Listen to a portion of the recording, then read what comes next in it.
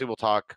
Well, you'll talk a lot about the All-Star break. I got the highlights, but you know how I am with actually this show is going to still be sour grapes, right? Because we've got to talk about Kevin Durant and the All-Star break, neither of which is my favorite topic for the show. So I guess I'll have to just live through another week. I'm already here. Hey, let's wrap the show. The week ahead, Celtics play the Bucks on Thursday. This is a short one. I don't even want to do it. No, I'm kidding.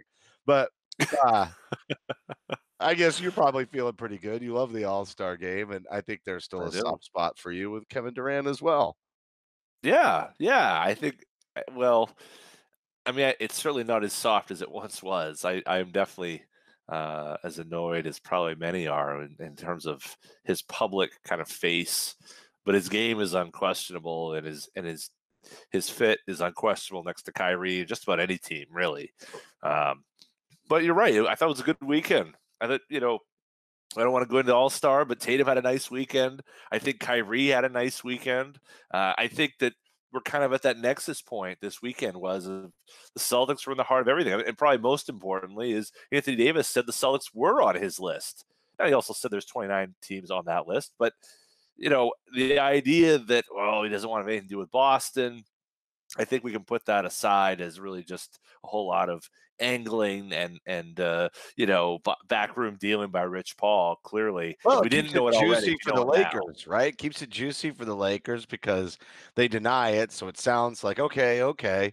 So it keeps them engaged, but at the same time they try to close a deal with them. But there's no negotiation to be had with the Celtics at All-Star break, right? Or at the trading deadline.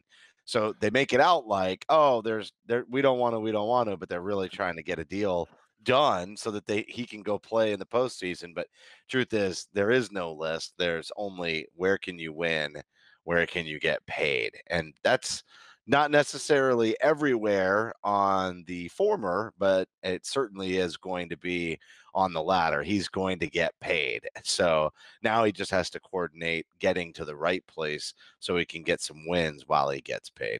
A lot of these guys, though, John, they don't wind up winning until they're willing to accept a pay cut. There's one exception to that, and it goes back to Kevin Durant, right? Yeah, I mean he joined an already stacked roster though, so I suppose he's, Yeah, but him it getting was. paid was not an issue. He wasn't taking no pay Oh, cut, right, right? sure, Like, sure. and that was so unique of the way the salary cap spiked and how that all got finagled. You're never going to see that again. But usually, you have to take a pay cut if you want to be on a team that's going to win championships. And really, KD is probably going to be the only one, really, in our lifetimes that hasn't had to do that. I think you're right. He was entering into a unique situation, and how many times will that occur, right? Just to that point, you, it's a freak of the system, and now we're kind of going back to the standard, which is, you know, everything's getting tighter. This summer will be, somewhat interesting in that there was some planning kind of after that first initial spike in revenues, and some teams planning for this summer.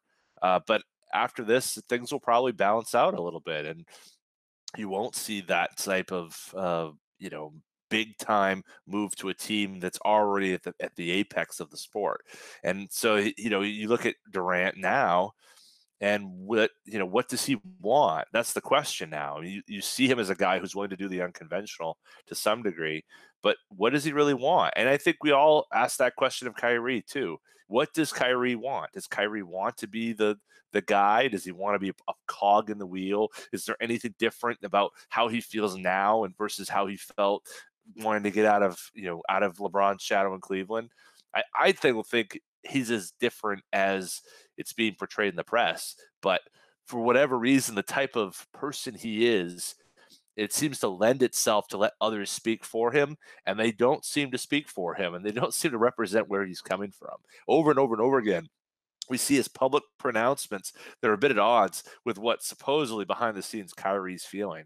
So, I look at a guy like Durant, and I think there's some similarities there, certainly in that yeah, he's a bit more of a public face, but he keeps his cards close to the vest. And while Boston was supposedly the number 2 team in there, would it surprise me?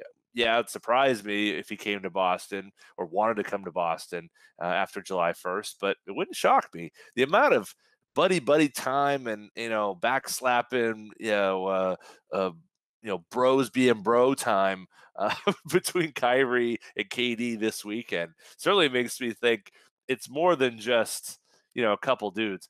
The only thing that is the only thing that maybe surpassed the Kyrie and AD love fest that we saw earlier in the weekend. So this is the weird stuff about the game. It's not about what we're seeing on the court and who's playing who, but it's the truth. It's the fact of it. It's where decisions are being made.